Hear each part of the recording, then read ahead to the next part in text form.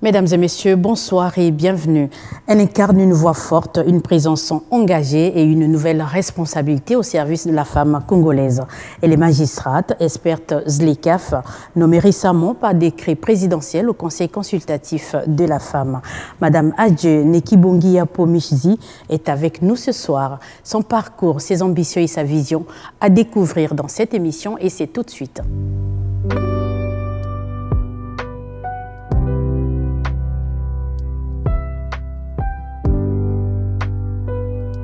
Madame la magistrate, mon invitée, bienvenue. Merci. Ben, on va se faire la bise. Je pense. On va s'installer. Merci.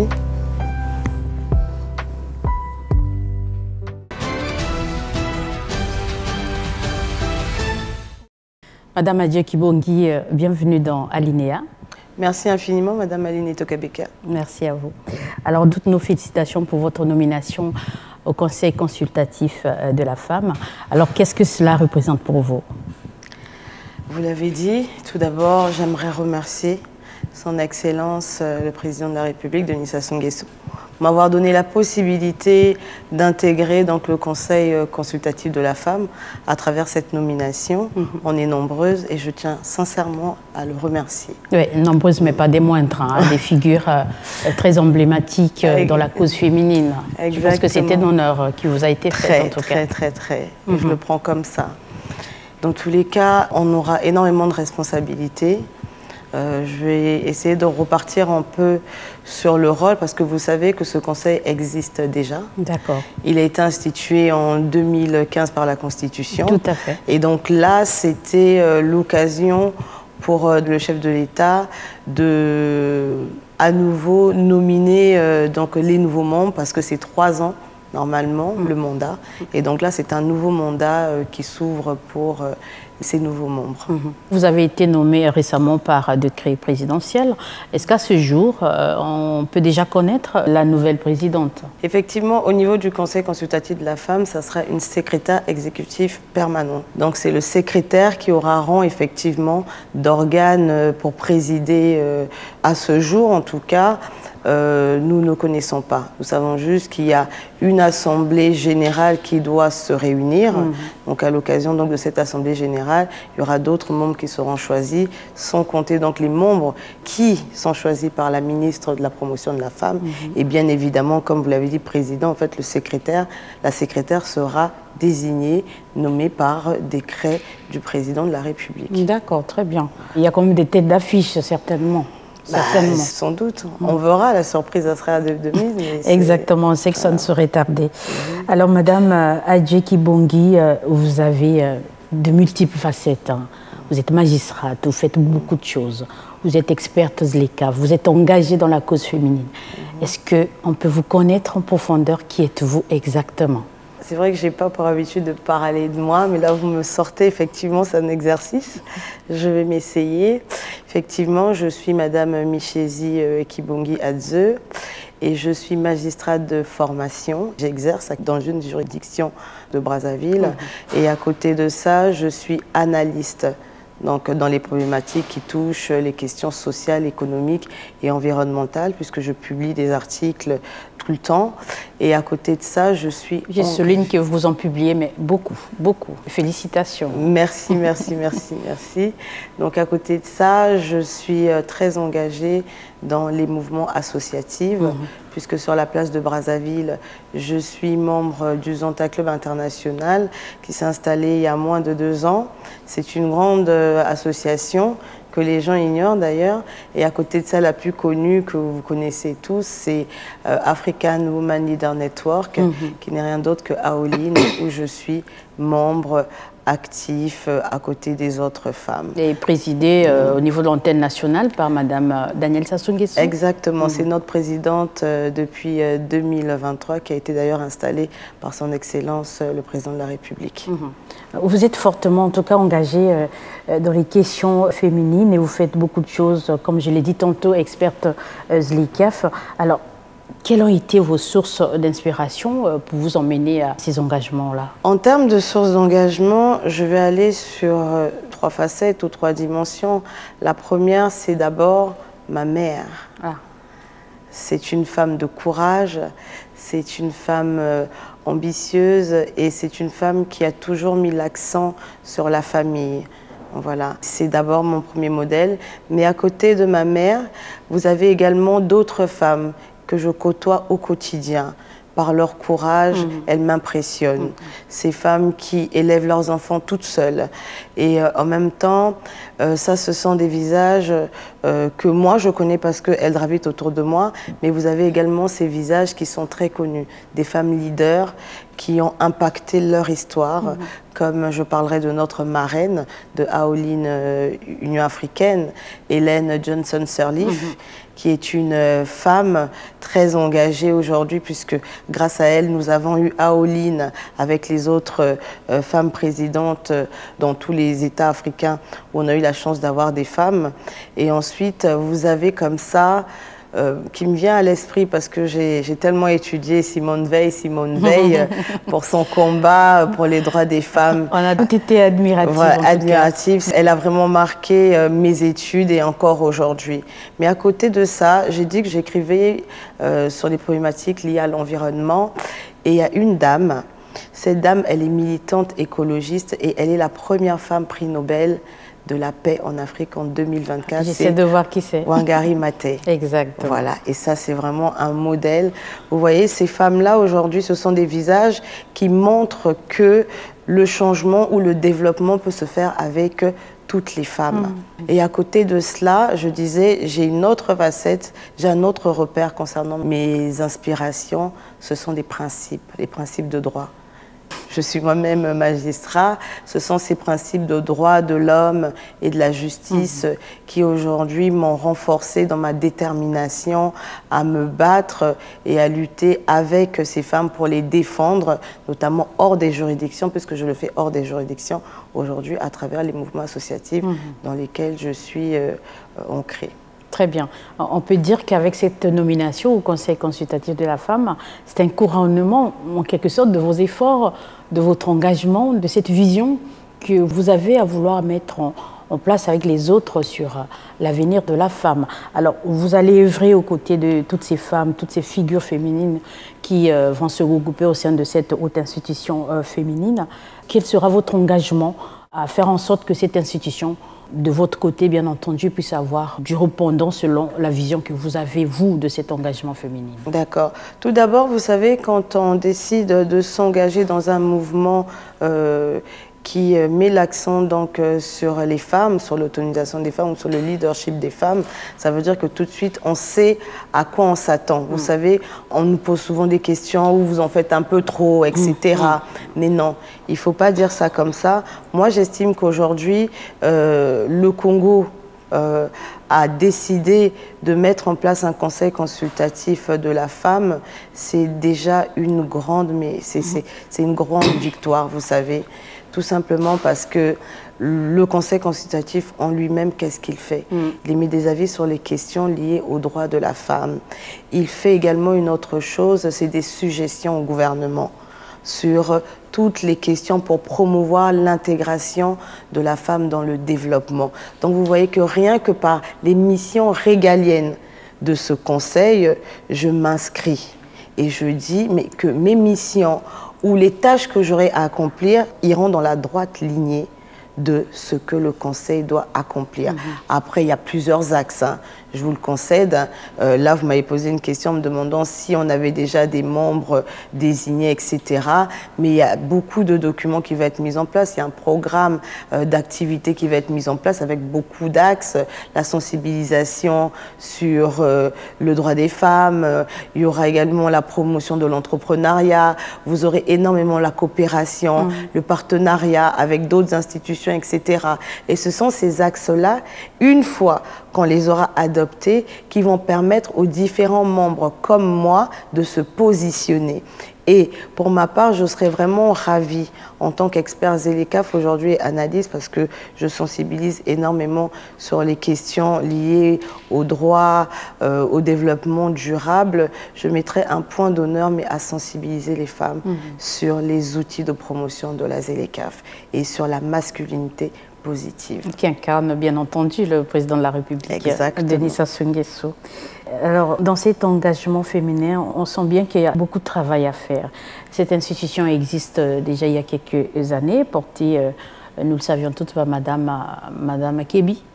Ouais. Alors, il y a beaucoup de limites en fait en termes de pouvoir se mouvoir et mettre en place les politiques que ces femmes voudraient bien être entérinées pour que la femme congolaise puisse en bénéficier pleinement.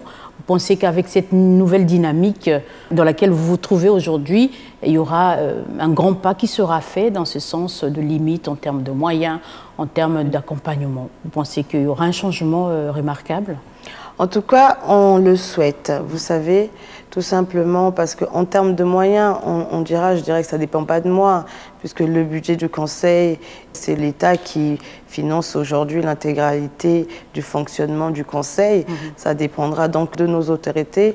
Mais concernant la motivation ou la volonté de ces femmes ou de ces membres, de ces nouveaux membres, parce qu'il y a des nouveaux visages, en tout cas c'est toute génération confondue et c'est très bien. Le fait d'être dans un environnement où il y a énormément d'expérience de partout, moi je dirais que c'est peut-être un message fort, c'est peut-être un signe d'espoir. Comme moi aujourd'hui, je ne m'en cache pas. Généralement, j'écris. Aujourd'hui, vous me donnez la possibilité d'être ici. Mais je vais continuer. On va continuer parce qu'on doit poursuivre ce combat, cet engagement en tout cas, d'accompagner les femmes où qu'elles se trouvent. Alors, il y a une question qui a toujours été posée par l'ensemble du public. Le Conseil consultatif de la femme existe. Au niveau du gouvernement, il y a le ministère de la promotion de la femme. Alors, selon vous, quelle différence peut-on établir entre ces deux institutions? On me l'a posé également, j'étais obligée de répondre en disant que d'une part, nous savons que de par leur statut juridique, permettez-moi de commencer par ça, c'est deux entités complètement différentes. On a d'une part un conseil qui a été institué et qui aujourd'hui est un conseil consultatif, comme son nom l'indique, n'a pas de pouvoir réglementaire, puisque ce qu'il fait, c'est de faire des avis, d'émettre des avis et des suggestions au gouvernement sur les questions liées à la femme. Alors qu'à côté, vous avez un ministère aujourd'hui qui fait partie du pouvoir exécutif, membre du gouvernement, qui met en œuvre et élabore les politiques du gouvernement. Donc rien que par leur fonction, c'est deux entités complètement différentes. Mais vous avez aujourd'hui les objectifs. Les objectifs sont quasiment les mêmes. Que ce soit la promotion de la femme, que ce soit le conseil consultatif. À partir du moment où vous verrez que deux entités se battent, ou en tout cas militent, ou travaillent, ou comme mission régalienne la femme, pour moi je dirais que les objectifs sont les mêmes. Maintenant, en termes de collaboration, il faut regarder l'aspect collaboratif. Il ne faut pas aujourd'hui faire des duplicata. On se bat tous pour ne pas faire des duplicata. Je pense que ce sont des entités qui doivent être complémentaires. Vraiment, la complémentarité aujourd'hui voudrait que si on est complémentaire sur des problématiques comme cela, on pourra avoir des résultats impactants pour ces femmes-là. Généralement, on dit que les femmes ensemble construisent très mal parce que les femmes sont parfois comme des enfants. Elles se regardent des coins des yeux, elles se snobent quelquefois. Est-ce que vous pensez qu'au sein de ces institutions, la femme a un regard assez différent de ce qu'on pense d'elle? Étant moi-même une femme, je travaille, en tout cas depuis que je suis magistrat, je ne travaille qu'avec des femmes. J'ai deux présidentes, c'est la première fois que ça m'arrive et ce sont des femmes géniales, ce sont des femmes de conviction, je vous assure. Et après, c'est une corporation où on s'oublie. Rien que là pour la magistrature, mais dans les mouvements dans lesquels je suis, à Oline, vous savez, hein, ce sont des femmes leaders. C'est toutes des femmes d'exception. Chacune a une carrière. On sait pourquoi on est là. Si on a donné de notre temps, c'est parce qu'on veut aller vers cette émancipation, hein, que vraiment on appelle de tous nos voeux. Et de la même manière, on veut également travailler ensemble pour aller vers l'autonomisation des femmes. Non, moi je n'ai jamais vu ça, ce clivage-là, ces clivages malsains. Non, sincèrement. Mais c'est vrai que ça peut exister. Après, ça dépend. Hein. Il peut arriver des jours où on se réveille très mal. mais on va éviter de faire subir ça aux autres parce que l'objectif, c'est de travailler pour les autres, c'est pour ces femmes-là. Exactement. Voilà. On sait que dans plusieurs structures, ces situations existent de manière flagrante. Vous, en tant qu'institution, en tant que parmi celles qui portent cette cause féminine et cet engagement féminin, alors est-ce que vous aurez des suggestions à faire pour que les actions de communication, de sensibilisation soient amplifiées dans des structures peut-être étatiques, administratives ou privées, pour que les femmes puissent se saisir de la situation, s'en rendre réellement compte et peut-être essayer d'avoir d'autres vues, d'autres manières de se construire ensemble? Moi, je pense que oui, il va falloir sensibiliser davantage pour dire à ces femmes-là, nous recevons vos plaidoyers sur vos préoccupations, mais aidez-nous en fait. Et donc, nous devons nous aider. Si nous ne nous entendons pas, comment vous voulez que nous, on remonte ces informations, ces plaidoyers auprès de ceux qui doivent prendre des décisions? C'est compliqué. Donc voilà, si on montre qu'on est unis et si on met l'accent sur la sensibilisation, on partage des moments, on est obligé de le faire parce que l'expérience, comme je vous l'ai dit, au sein du Conseil, on a plusieurs générations, on a des membres de droit. Ce sont ces femmes-là qui ont impacté le Congo à l'heure actuelle. Vous voyez, ce sont des femmes parlementaires, des femmes ministres qui ont de l'expérience. Et donc, le fait de se côtoyer comme ça, mais bien sûr, on va tout faire pour que ça marche. Et on va essayer de capter leur expérience à elles. Et donc, raison pour laquelle on dit, mais à ces femmes-là, il faut s'entendre. On va leur parler. Moi, je pense que le Conseil l'a toujours fait. Hein, vous pouvez aller sur Internet, vous regarderez, le Conseil se déplace énormément. Se déplace pour sensibiliser les femmes, pour recueillir leurs préoccupations et autres. Mais je pense que ça ne peut que se faire dans l'ambiance et dans l'amitié, dans un esprit communautaire. Dans la sororité. Et dans la sororité, tout simplement. Tout à fait. Alors aujourd'hui, il y a plusieurs actions qui sont menées en faveur de la femme. Nous avons des nouvelles lois, nous avons un grand arsenal juridique quand même autour de la protection de la femme. Vous pensez qu'au niveau du Congo, il y a quand même des avancées, sinon il y a encore beaucoup à faire? Quel est votre avis sur la question? Alors, en février dernier, on a félicité tous les États, mais je dis bien tous les États africains, qui avaient dans leur corpus juridique des lois sur l'élimination ou la lutte contre les violences faites aux femmes. Et nous, le Congo, on a la loi Mouibara. Et donc, pourquoi on nous a félicités? Tout simplement, c'est le cercle des champions de la masculinité positive. Je vais revenir tout simplement parce que c'est une inspiration. Parce qu'aujourd'hui, en Afrique, on a un outil. On a cet outil, c'est une convention de l'Union africaine sur l'élimination des violences faites à l'égard des femmes et des filles. Et donc, le Congo, avec cette loi Mouibara, on est leader, il faut le dire. Quand les choses marchent bien, il faut le dire. Donc maintenant, on a cette loi-là, on a également une convention là qui a une valeur supranationale, on a le code pénal. Moi, je pense qu'en termes de corpus juridique aujourd'hui, on a de la matière. Maintenant, c'est de rendre ces règles-là, ces normes-là applicables. Exactement. C'est l'applicabilité des lois et des règlements qui posent parfois problème. Et donc, c'est peut-être qu'il faut mettre l'accent là-dessus, à mon avis. Voilà. Alors, on va parler un peu de votre aspect experte ZLICAF. Vous savez que c'est une question d'actualité. C'est lié à la prospérité de nos États, à notre développement économique. La ZLICAF est un programme qui est assez large et coté par tous les États africains quasiment. Dans son processus, aujourd'hui, on sait que les États, sinon les représentants des États et les chefs d'État travaillent énormément pour son aboutissement. Alors, qu'est-ce que nous pouvons retenir avec vos mots d'experte de ce magnifique concept mis en place et voté par nos différents chefs d'État? La ZLECAf, c'est une zone de libre-échange continentale.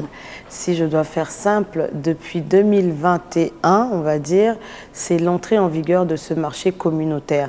Qu'est-ce qu'il permet tout simplement? La ZLECAf permet que 54 États ouvrent leurs frontières et commercent ensemble. Fassent du business ensemble, commerce et services ensemble. Et ça, c'est pas nouveau, on va dire. La seule différence, c'est que c'est des règles qui diffèrent. Et nous-mêmes, le Congo est d'ailleurs membre des CER, puisqu'on est dans la CEAC, la CEMAC, c'est quasiment la même chose. Ce sont des zones de quasi-zones de libre-échange où on pouvait commercer, faire du commerce ou vendre des marchandises, etc. Mais avec des règles qui nous concernaient, nous, dans notre petite zone. Or là, on s'étend. On s'étend et on a 1,2 milliard de consommateurs quand même. Ça veut dire qu'aujourd'hui, il y a énormément d'opportunités pour ce marché. Ce n'est pas seulement de la marchandise qu'on peut vendre là-bas, il y a également les services. Et aujourd'hui, je ne sais pas si je vais anticiper pour dire que, vous savez, beaucoup de pays se plaignent ou ont peur, ou même nous nous plaignons, on a peur de se dire, mais est-ce qu'on est prêt? Est-ce qu'on est prêt parce qu'on ne produit pas grand-chose, etc. Mais il y a une autre chose, c'est un marché de services. Les services, aujourd'hui, je reste devant mon ordinateur, je décide de concevoir un logiciel ou quoi que ce soit, je peux le vendre de l'autre côté chez mes voisins, quoi. Donc voilà, donc ce n'est pas seulement des marchandises, c'est également des services. Et je vais insister là-dessus, je pense à un moment donné, pour sensibiliser davantage, pour dire que il y a tout à faire, on a tout à y gagner que d'aller dans ce marché. Et nos pères fondateurs qui ont décidé d'aller vers la ZLECAf, c'était mûrement réfléchi. Mûrement réfléchi. Et moi, je suis, comme je vous l'ai dit, expert, je mets en avant en fait les outils. Parce que être pessimiste à cette heure-ci, on ne peut plus faire marche arrière. En 2030, le Congo ouvre ses frontières. Le Congo fait partie des pays moins avancés qui ouvrent ses frontières en 2030. Les autres l'ouvrent en 2035. Donc déjà, par rapport à la catégorie des États prêts, ils ont regardé, c'est pas forcément nous, hein. En analysant tous ces éléments, on se rend compte que le Congo peut le faire en 2030. D'accord? Et les autres vont le faire en 2035. Mais il faut sensibiliser davantage. Il y a beaucoup de choses. Je vous assure que là, j'ai dit, j'ai même quasiment pas parlé. J'ai juste défini. Mais il y a beaucoup de choses à faire. Il y a beaucoup de choses à faire. Beaucoup. Et il nous est parfois reproché de l'attendre, en fait, de manière attentiste. Et nous devons aussi être au même diapason que les autres, à créer, à produire, parce que le risque est que nous serons là à subir ce que les autres viendront nous imposer. Est-ce que vous pensez que l'expertise et la créativité congolaise sera au rendez-vous avec l'arrivée de ce grand marché? Pour que l'expertise et la créativité congolaise soient au rendez-vous, ça se passe maintenant. Donc, le Congo a mis en place la stratégie nationale comme tous les autres pays sur la ZLECAf. Si vous regardez ce document qui a été produit donc par le ministère de l'économie, vous allez vous rendre compte que ce document-là, sincèrement, c'est un diagnostic mais complet sur tout ce que le Congo est prêt à faire et comment on peut faire. C'est une feuille de route. Mais je vous assure, combien de personnes savent exactement. Et dans cette feuille de route-là, on nous a tracé un peu, voilà, tel secteur et tel secteur. Je prends un exemple. Quand vous parlez de créativité aujourd'hui, ou lorsque vous parlez de est-ce qu'on est prêt, est-ce que vous savez qu'à l'heure actuelle, le transport est un pilier prioritaire de la ZLECAf. C'est le secteur qui va rapporter le plus d'argent parce que ce commerce se fait sur les routes. Déjà, hein, le défi infrastructurel est là. On a besoin de circuler pour commercer ou pour aller livrer nos marchandises ou pour récupérer les marchandises des autres. Et aujourd'hui, quand on sait que dans ce pays, le transport, c'est un métier aujourd'hui qui est très prisé par les Congolais. Donc, il faut peut-être accompagner. Moi, je pense que la solution aujourd'hui, c'est, oui, il faut que les entreprises aussi se lèvent, hein, mais qu'est-ce que aujourd'hui l'État peut faire? On le dit, même les femmes le demandent, c'est la formation, c'est il faut nous augmenter notre potentiel, il faut nous accompagner dans la créativité d'emploi ou même dans la gestion de nos entreprises. C'est tous ces aspects-là. Sinon, ça sera compliqué, mais ce n'est pas impossible. Et même si on n'est pas à 100% prêt, ne vous inquiétez pas, dans ces outils donc, de la ZLECAf, notamment le protocole sur le commerce des marchandises, a prévu des dispositifs qui vont accompagner les pays qui sont en perte de vitesse. D'accord. Voilà. Vous pensez que nos États communiquent assez sur l'arrivée de ce grand marché pour sensibiliser les populations à se préparer, à pouvoir en tout cas s'y intégrer normalement? Pas assez. Je vous assure que moi, ça va faire plus de 3 ans que je suis dans la ZLECAf parce que j'ai longtemps, donc toute ma vie d'étudiante, travaillé sur les aspects liés à la construction européenne. Je sais que ça s'est fait pas à pas. Donc comme l'Afrique s'est fait pas à pas, de l'OUA on passe à l'Union africaine, etc. Et là on arrive sur un grand projet comme celui-là. Mais est-ce qu'on communique assez? Même la CEMAC, est-ce qu'on a vraiment communiqué? Vous savez, je vous ai dit tout à l'heure, c'est quasiment la même chose. L'autre, c'était une zone de quasi-libre-échange. C'est une petite zone, mais là, on est plusieurs. Il faut discuter. Il faut aller vers ces opérateurs. Les opérateurs dont on fait allusion, ce sont ces femmes, ces jeunes. Parce que nos populations sont en majorité composées de femmes et de jeunes. C'est eux qui vont faire bouger ce marché-là. Il faut aller vers ces femmes, vers ces jeunes, pour leur expliquer comment on fait. Si vous voulez aller sur ce marché, si vous voulez vendre, il y a des règles à respecter. Vous ne pourrez pas aujourd'hui, je vais peut-être choquer certains en disant que vous avez de la tomate aujourd'hui que vous avez cultivée, mais pour aller dans cette zone, il sera difficile d'aller le vendre si cette tomate n'est pas labellisée. Vous vous rendez compte ? Vous pouvez prendre votre tomate, aller la vendre, mais si elle n'est pas labellisée, effectivement, et en même temps, qui dit labellisé dit un coût. Donc il y a beaucoup de choses, il faut vraiment communiquer. Et moi, je pense que plus on va sensibiliser les Congolais sur cette question, sur ce concept, sur cette libre-échange, moi, je pense que ça va peut-être réveiller beaucoup de nos frères et de nos sœurs, et peut-être qu'on pourra trouver des issues favorables. Que dire alors des freins aussi au niveau interne? Parce que on constate aussi que le dispositif actuel ne favorise pas, en tout cas, de manière complète l'entrepreneuriat et la créativité. Trop de taxes, trop de contraintes, trop de démarches administratives. C'est vrai qu'il y a des campagnes qui annoncent la simplification au niveau des démarches à mener dans ce sens, mais sur le terrain et dans la pratique, ce n'est pas forcément le cas. Au sein de la ZLECAf, il a été demandé aux États de mettre en œuvre des politiques qui vont permettre de soutenir la ZLECAf. Donc ça veut dire que si aujourd'hui nos États se rendent compte que la cible de la ZLECAf, que ce soit à la fois ses opérateurs ou ses consommateurs, ne sont pas satisfaits ou alors ne répondent pas, il va falloir revoir tout simplement les outils actuels ou les politiques. Il faut mettre en place des réformes. Ça, c'est clair. Sinon, ça sera compliqué. Mais je pense que, comme je l'ai dit tout à l'heure, ça se fait pas à pas. Et si les acteurs, les concernés, ne se lèvent pas pour essayer, je vais même vous choquer, vous savez, moi, quand je ne travaille pas qu'avec des documents en français. J'essaie de prendre des documents, je ne suis pas bilingue, mais je parle un peu anglais, où aujourd'hui, avec l'outil Internet, on peut prendre ce document et le mettre en français. Et c'est avec des documents, mais en langue anglaise, que j'en ai appris un paquet, où je me suis rendu compte que les syndicats dans certains États se sont levés, non pas pour faire la guerre, non, bien au contraire, pour sensibiliser aujourd'hui les travailleurs, parce que ça, on n'en parle pas assez. Et ça, je vais revenir, je vous dis, il y a beaucoup de volets. Moi, je pense qu'il faut mettre en place, qu'on ne se trompe pas, il y a un protocole sur le commerce des femmes et des jeunes. Aujourd'hui, on doit avoir un interlocuteur pour la ZLECAf. Le ministère est là, oui, mais il faut un interlocuteur.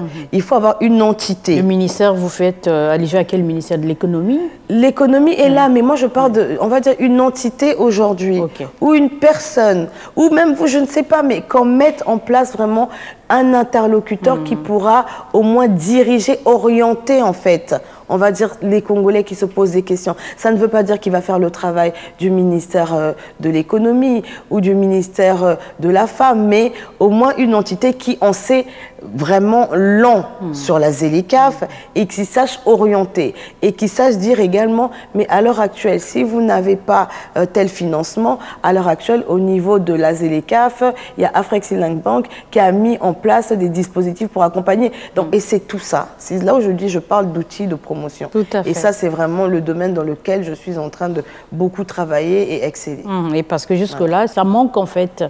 On en a besoin, mais ça manque. Alors, il y a quelques années, quelques temps, on a vu qu'il y a eu beaucoup de travail de communication autour de ce concept ZLECAf, mais depuis un moment, plus rien. Qu'est-ce qui se passe? C'est normal. Je l'ai dit, vous savez, Nos autorités sont allées nous représenter. Ils ont fait un travail remarquable, je vous assure, sincèrement, un travail remarquable. Parce que tous les jours, on leur demande des renseignements. Je n'ai pas besoin de travailler là pour savoir qu'à l'heure actuelle, s'il faut transmettre des listes, ils le font. Mais à côté de ça, après, effectivement, on ne sent pas l'engouement en fait, autour de la ZLECAf. Pas du tout. Il faut que ceux qui sont concernés, les entreprises, les femmes, emmènent nos États à réfléchir sur 2030, c'est demain. Moi, je me suis fait un pari, je vous ça passe assure. très vite. Pour mon engagement communautaire, j'ai dit tous les ans, en moyenne, je dois écrire un article sur la ZLECAf. Et si, aujourd'hui, plus de moyens, comme vous dites, les moyens, aller beaucoup plus loin, parce qu'il y a beaucoup de choses à faire, je vous assure. Voilà. Alors, dans tout ça, quel est le travail des journalistes et des communicants? Les communicants, on va vous donner de la matière. Moi, je vois très bien que vous êtes informés, vous savez, mais il y a des questions techniques. Même moi, en tant qu'expert ZLECAf, il y aura des questions sur lesquelles je vais renvoyer à des experts. Je lui dirai, mais au moins cette matière, je la connais. Le nombre de protocoles de la ZLECAf, je connais. Donc, et les questions spécifiques, je les connais. Maintenant, comment faire, c'est tout un travail. Mais maintenant, c'est aussi aux journalistes d'inviter, je pense, essayer de faire, je ne sais pas dans votre jargon comment vous appelez ça, mais essayer vraiment de faire des tables rondes pour en parler. Je vous assure que 2030, c'est demain. Tout ce que j'ai lu, mais c'est scandaleux, quoi. Il y en a qui pensent que c'est la fin du monde, il y en a qui pensent que c'est... Mais ça va aller. Ça ira, mais il faut qu'on soit prêt. Donc les journalistes, il faut vraiment accompagner. Il ne faut pas arrêter de sensibiliser. À mon avis, parler pour que, comme je l'ai dit, il faut vraiment une antenne ou une voix qui va faire ce travail. Tout à fait. Voilà. Alors, quelle devrait être la place de la femme pour entrer dans ce grand marché, dans ce processus de la ZLECAf, selon vous? C'est eux qui font la ZLECAf. Les femmes sont majoritaires aujourd'hui dans la population africaine. Et donc, ce sont celles-là qui aujourd'hui produisent. Ce sont celles-là aujourd'hui qui nous apportent notre nourriture. Vous savez, dans le monde, 50% de la nourriture est produite par les femmes. 50%. Et de ces 50%, malheureusement, elles ne reçoivent que 10% de revenus. Elles ne détiennent que 1% de la propriété. Ça suffit. Moi, je pense que la ZLECAf, c'est un outil, un vecteur d'égalité, des chances, tout le monde le dit. Si c'est un vecteur d'égalité, ça veut dire que ça va permettre de remonter, on va dire, les niveaux de vie. Donc, ces femmes-là, si vous voulez que ce marché fonctionne, cette zone fonctionne, il va falloir accompagner les acteurs de ce marché. Celles qui font bouger ce marché, celles qui produisent, celles qui font du commerce, il faut les accompagner. Sans accompagnement de ces femmes, sans les regrouper, ça sera compliqué. Surtout les regrouper, parce qu'on évolue souvent en solo. Ça, c'est pas possible. Ouais, c'est pas bon ça en matière ça sera compliqué. Elles vont produire quoi? Elles vont produire quoi? Moi, j'ai envie d'être un peu simple en disant les choses simplement. Il faut qu'on se rende compte que la ZLECAf, c'est à la fois une menace, mais une opportunité aussi. Donc, il faut regarder de quel côté on se met. Voilà. Que le Congo soit le réceptacle des marchandises d'ailleurs, je ne pense pas. Personne n'a envie que ça le soit. Mais ça peut le devenir. Mais à côté de ça, je vous ai dit, en dehors des marchés, il y a les services. Et les services, il faudra mettre l'accent dessus parce qu'aujourd'hui, on est beaucoup dans l'informatique et tout. Et le service, on pourra le développer. Pourquoi ne pas être des champions aujourd'hui africains? Mais pour ça, il faut que l'État accompagne. Il faut que l'État accompagne. Alors cela nous sert de pont pour revenir sur cet engagement féminin et la condition de la femme congolaise. On a parlé des femmes de manière générale, mais on a aussi une catégorie de femmes qui est souvent oubliée, les femmes autochtones. Est-ce que vous y pensez dans vos institutions, dans vos engagements, dans vos visions? D'accord. Au sein du Conseil consultatif de la femme, vous avez vu qu'il y a tous les départements. Donc, les femmes qui ont été nommées au titre des départements. Moi, je suis nommée au titre de département de Brazzaville. Tous les départements, parce que la cause féminine ou les sensibilités féminines ne concernent pas une zone, mais toutes les femmes. Et aujourd'hui, il faut les entendre toutes. Il faut les accompagner toutes. C'est une entité consultative qui les ressemble et qui est au service de ces femmes. Donc, elles ne peuvent pas être oubliées. Impossible. D'accord. Voilà. Ok, elles ne peuvent pas être oubliées. Et que dire de la jeune fille, de l'adolescente, de l'enfant, femme, puisque nous parlons de la femme? Bien sûr, la jeune fille, c'est celle qui a moins de 18 ans. Je vais leur demander une chose. Vous savez, ces jeunes filles doivent croire en leurs rêves. Elles doivent croire en leur potentiel et elles doivent aussi s'engager. Vous savez, l'un des critères de sélection aujourd'hui pour les employeurs, c'est l'engagement associatif, l'engagement communautaire. Sur d'autres cieux, on a même délivré, attribué des crédits, donc des notes dans les universités, parce que cet étudiant est engagé. Et même sur d'autres cieux encore, dans des ONG, dans des associations caritatives et autres, ce sont des critères vraiment appréciés. Donc, je dirais qu'à ces jeunes filles-là, aujourd'hui, on a tous été à l'école, mais à côté de ça, l'engagement communautaire est un premier pas vers le marché de l'emploi. L'engagement communautaire aujourd'hui vous ouvre des portes, vous permet aujourd'hui de développer vos ressources, votre potentiel, et donc ce n'est pas négligeable. Aujourd'hui, nous avons remarqué sur la place de Brazzaville qu'il y a énormément de jeunes qui sont dans le volontariat. Je ne sais pas si vous l'avez remarqué. Bien sûr, ouais. Par rapport à une certaine génération, honnêtement, je les trouve beaucoup plus dégourdis. Ils sont vraiment à fond. Peut-être que Internet a permis également que cela se fasse, mais ils sont bien partis. Il faut seulement les encadrer et leur rappeler qu'ils ont du potentiel. Et s'ils décident de s'engager aujourd'hui dans des mouvements associatifs, il faut le faire en connaissance de cause et en même temps, il faut se démarquer. On va faire court. Il faut se démarquer dans ces associations parce qu'avec un petit pas, ça peut vous ouvrir énormément de portes. Et ces filles-là ne sont pas oubliées parce que ce soit avec la Convention de l'Union africaine dont j'ai fait allusion sur l'élimination de la violence, que ce soit avec la loi Meubarin, on parle des femmes et des filles. Oui, et des filles, tout à fait. Elles ne sont pas abandonnées, elles sont avec nous, ce sont des femmes. Voilà, tout à fait. Un message aussi pour leur permettre, pour certaines qui n'ont pas encore pris conscience de la situation, de sortir de ce cocon. Aujourd'hui, on est fortement engagé vers ces mouvements des réseaux sociaux qui souvent n'arrangent pas, pour la plupart des cas, surtout dans nos pays. On les utilise pas à bon escient au lieu d'en profiter pour créer des unités de production ou des contenus assez conséquents pour se valoriser. Mais malheureusement, on assiste à autre chose. Que direz-vous de ce genre de situation? Je pense que c'est la génération Z. Z, voilà. Y. Après, demain, c'est Alpha et Beta, les enfants de 2010. Je dirais à ces jeunes-là, vous savez, l'outil informatique, moi, de mon temps, je vais encore rappeler, j'avais des cours en initiation de l'informatique. Je me rappelle sincèrement. Donc, alors qu'aujourd'hui, elles savent manier l'outil Internet, elles ont aujourd'hui des smartphones. Il faut les utiliser à bon escient. Il n'est pas interdit de se détendre, d'accord?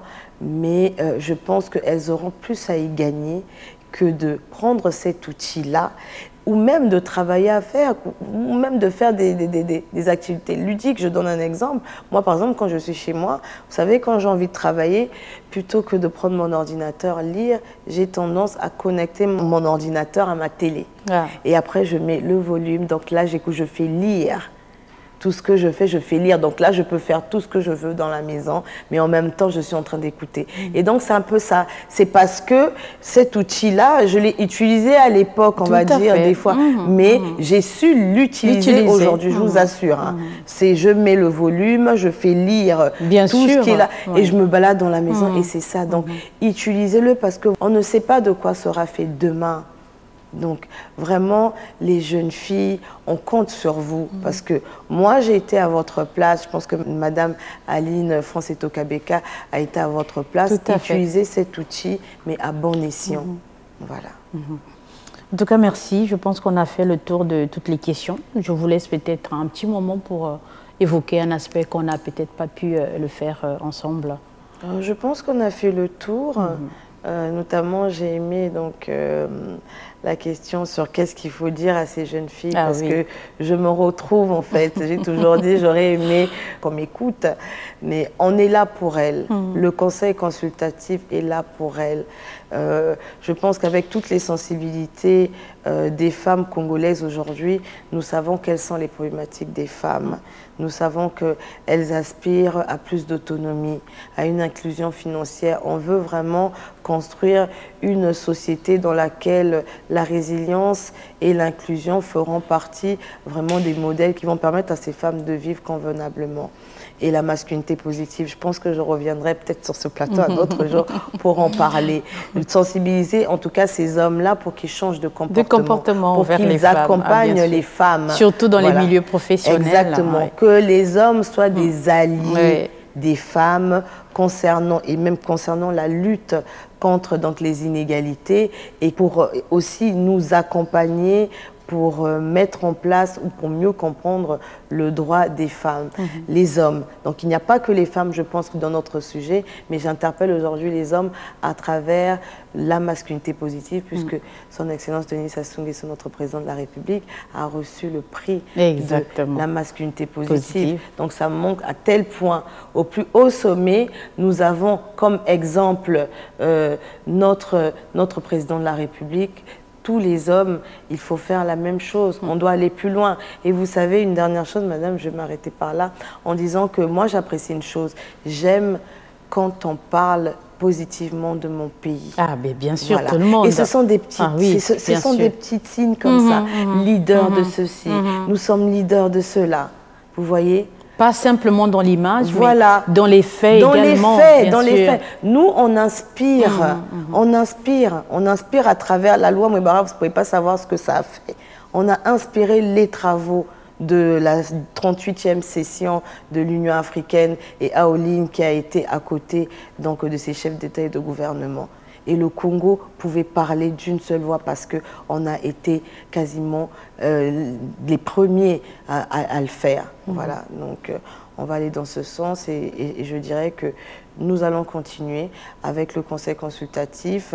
Je pense que c'est un nouveau défi pour moi et j'espère vraiment être à la hauteur comme d'autres femmes qui seront à mes côtés, avec qui je vais partager énormément d'expérience et de travail. En tout cas, merci d'être passé sur ce plateau. Nous vous félicitons encore une fois pour cette désignation au Conseil consultatif de la femme, cette institution haute qui est engagée dans la protection des droits de la femme. En tout cas, bravo.